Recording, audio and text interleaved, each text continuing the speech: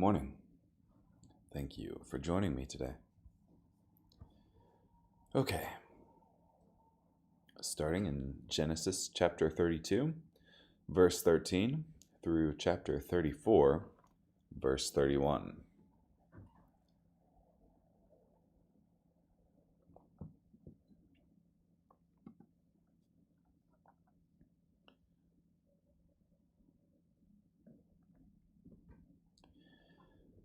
Jacob stayed there that night. Then he sent as a gift to his brother Esau 200 female goats and 20 male goats, 200 ewes and 20 rams, 30 female camels with their young, 40 cows and 10 bulls, and 20 female donkeys and 10 male donkeys. He entrusted them to his servants, who divided them into herds. He told his servants, "Pass over before me and keep some distance between one herd and the next." He instructed the servant leading the first herd, "When my brother Esau meets you and asks, 'To whom do you belong? Where are you going? Whose herds are you driving?' then you must say, 'They belong to your servant Jacob. They have been sent as a gift to my lord Esau. In fact, Jacob himself is behind us." He also gave these instructions to the second and third servants, as well as all those who are following the herd, saying, "You must say the same thing to Esau when you meet him. You must also say, 'In fact, your servant Jacob is behind us.'" Jacob thought, "I will first appease him by sending a gift ahead of me. After that, I will meet him. Perhaps he will accept me." So the gifts were sent on ahead of him, while he spent that night in the camp. During the night, Jacob quickly took his 2 wives, his 2 female servants, and his 11 sons, and crossed the ford of the Jabbok. He took them and sent them across the stream along with all his possessions. So Jacob was left alone. Then a man wrestled with him until daybreak. When the man saw that he could not defeat Jacob, he struck the socket of his hip. So the socket of Jacob's hip was dislocated while he wrestled him.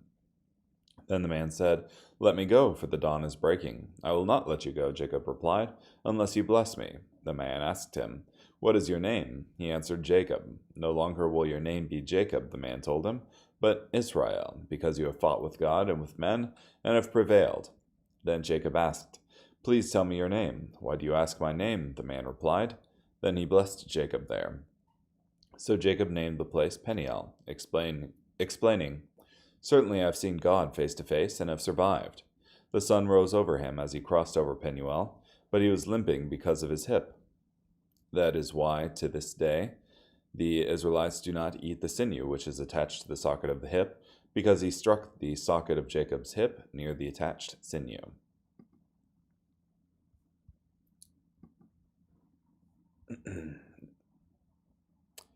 Jacob looked up and saw that Esau was coming along with 400 men, so he divided the children among Leah and Rachel and the 2 female servants.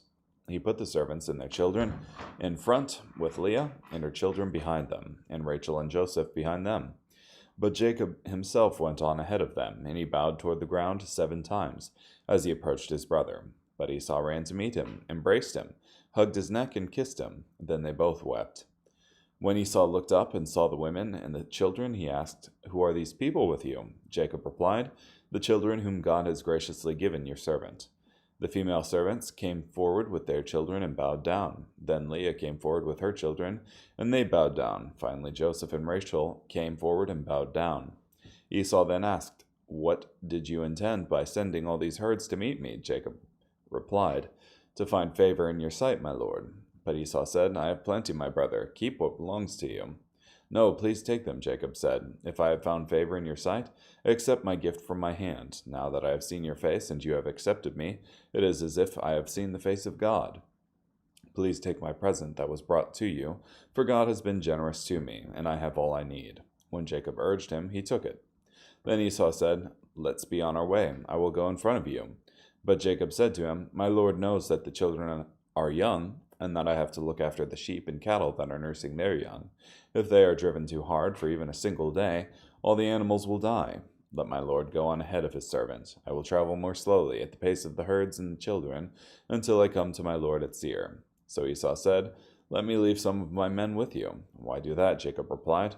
"My lord has already been kind enough to me." So that same day, Esau made his way back to Seir, but Jacob traveled to Succoth, where he built himself a house and made shelters for his livestock. That is why the place was called Succoth. After he left Paddan Aram, Jacob came safely to the city of Shechem in the land of Canaan, and he camped near the city. Then he purchased a portion of the field where he had pitched his tent. He bought it from the sons of Hamor, Shechem's father, for 100 pieces of money. There he set up an altar and called it, "The God of Israel is God." Now Dinah, Leah's daughter, whom she had borne to Jacob, went to meet the young women of the land. When Shechem, son of Hamor the Hivite, who ruled that area, saw her, he grabbed her, forced himself on her, and sexually assaulted her. Then he became very attached to Dinah, Jacob's daughter. He fell in love with the young woman and spoke romantically to her. Shechem said to his father Hamor, "Acquire this young girl as my wife." When Jacob heard that Shechem had violated his daughter Dinah, his sons were with the livestock in the field. So Jacob remained silent until they came in. Then Shechem's father Hamor went to speak with Jacob about Dinah. Now Jacob's son had come in from the field when they heard the news. They were offended and very angry because Shechem had disgraced Israel by sexually assaulting Jacob's daughter, a crime that should not be committed. But Hamor made this appeal to them: "My son Shechem is in love with your daughter. Please give her to him as his wife. Intermarry with us. Let us marry your daughters and take our daughters as wives for yourselves. You may live among us, and the land will be open to you. Live in it, travel freely in it, and acquire property in it." Then Shechem said to Dinah's father and brothers, "Let me find favor in your sight, and whatever you require of me I'll give. You can make the bride price, and the gift I must bring very expensive, and I'll give whatever you ask of me. Just give me the young woman as my wife." Jacob's sons answered Shechem and his father Hamor deceitfully when they spoke because Shechem had violated their sister Dinah. They said to them, "We cannot give our sister to a man who is not circumcised, for it would be a disgrace to us. We will give you our consent on this one condition: you must become like us by circumcising all your males. Then we will give you our daughters to marry, and we will take your daughters as wives for ourselves, and we will live among you and become one people. But if you do not agree to our terms by being circumcised, then we will take our sister and depart." Their offer pleased Hamor and his son Shechem. The young man did not delay in doing what they asked, because he wanted Jacob's daughter Dinah badly. Now he was more important than anyone in his father's household. So Hamor and his son Shechem went to the gate of their city and spoke to the men of their city. "These men are at peace with us, so let them live in the land and travel freely in it, for the land is wide enough for them. We will take their daughters for wives, and we will give them our daughters to marry. Only on this one condition will these men consent to live with us and become one people. They demand that every male among us be circumcised, just as they are circumcised.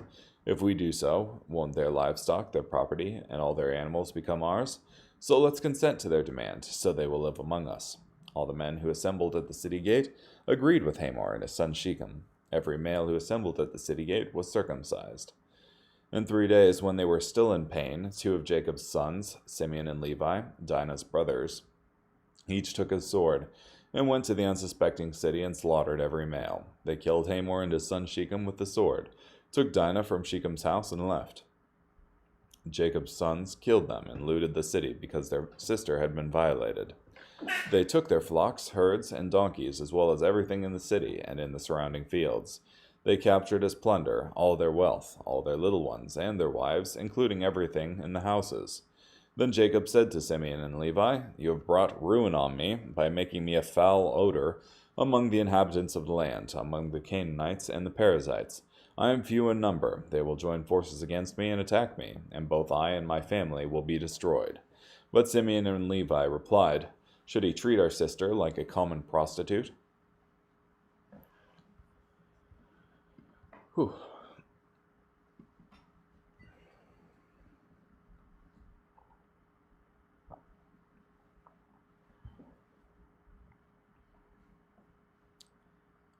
Rape's bad, but also slaughtering an entire city over it is also bad. So,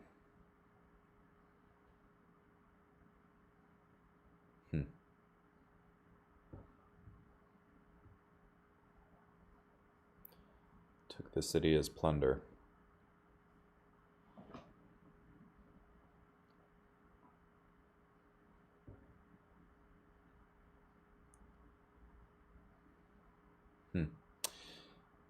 In chapter 33, when Jacob meets Esau, it looks like Esau intended for Jacob to come with him to Seir.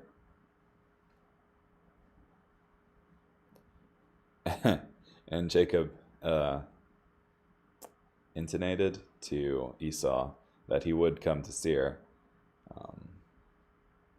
Jacob said to him in verse 13 and then 14, "Let my Lord go on ahead of his servant. I will travel more slowly at the pace of the herds and the children until I come to my Lord at Seir."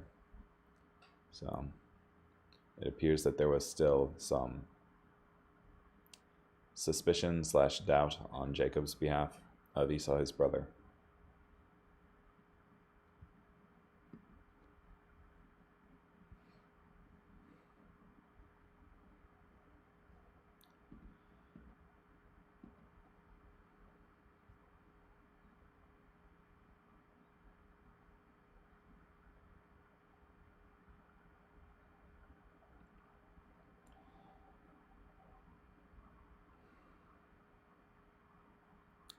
Yeah, also, I'd like to highlight verse 30 in chapter 32. After Jacob wrestles with this individual, Jacob named the place Peniel, explaining, "Certainly I've seen God face to face and survived."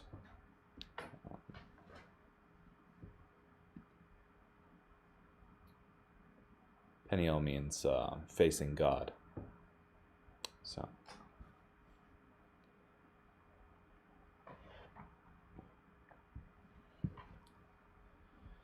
Okay.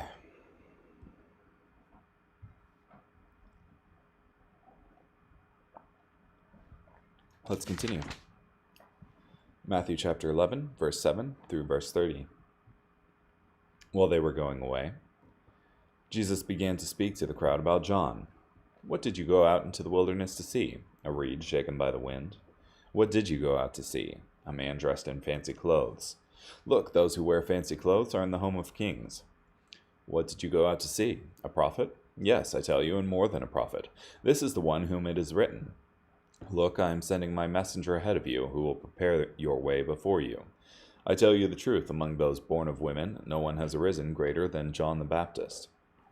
Yet the one who is least in the kingdom of heaven is greater than he is. From the days of John the Baptist until now, the kingdom of heaven has suffered violence, and forceful people lay hold of it. For all the prophets and the law prophesied until John appeared, and if you are willing to accept it, he is Elijah who is to come. The one who has ears had better listen. To what should I compare this generation? They are like children sitting in the marketplace, who call out to one another, 'We played the flute for you, yet you did not dance. We wailed in mourning, yet you did not weep.' For John came neither eating nor drinking, and they say, 'He has a demon.' The Son of Man came eating and drinking, and they say, 'Look at him, a glutton and a drunk, a friend of tax collectors and sinners.' But wisdom is vindicated by her deeds." Then Jesus began to criticize openly the cities in which he had done many of his miracles, because they did not repent.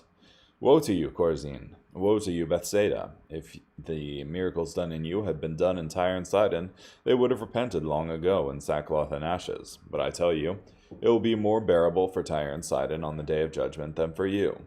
And you, Capernaum, will you be exalted to heaven? No, you will be thrown down to Hades. For if the miracles done among you had been in Sodom, it would have continued to this day. But I tell you, it will be more bearable for the region of Sodom on the day of judgment than for you."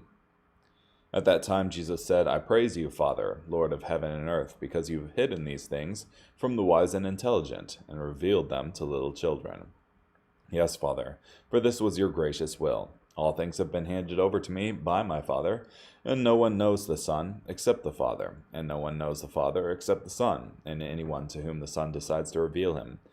Come to me, all you who are weary and burdened, and I will give you rest.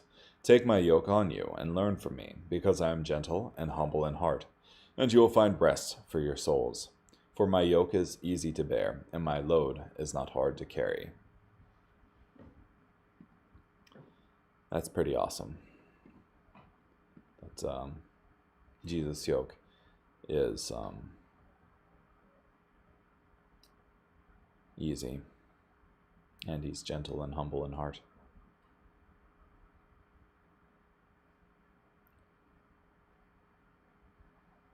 Okay. Well, let's continue. Psalm 14, verses 1 through 7. Fools say to themselves, "There is no God." They sin and commit evil deeds. None of them do what is right. The Lord looks down from heaven at the human race to see if there is anyone who is wise and seeks God. Everyone rejects God. They are all morally corrupt. None of them does what is right, not even one. All those who behave wickedly do not understand, those who devour my people as if they were eating bread, and do not call out to the Lord. They are absolutely terrified, for God defends the godly. You want to humiliate the oppressed, even though the Lord is their shelter. I wish the deliverance of Israel would come from Zion. When the Lord restores the well-being of his people, may Jacob rejoice. May Israel be happy.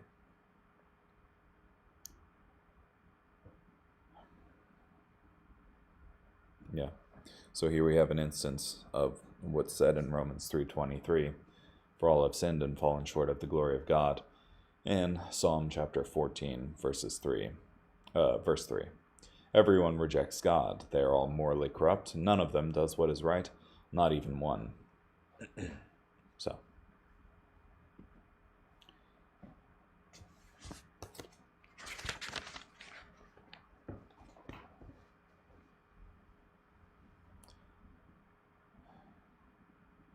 Proverbs chapter 3, verses 21 through 26.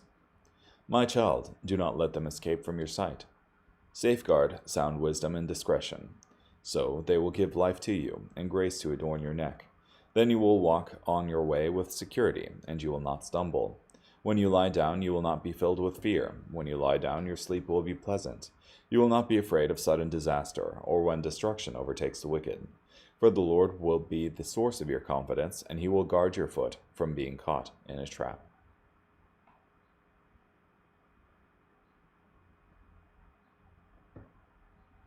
Yeah. More extolling of wisdom, though. Common for the book of Proverbs. So, well, thank you for joining me today. Hope you have a great day. Bye.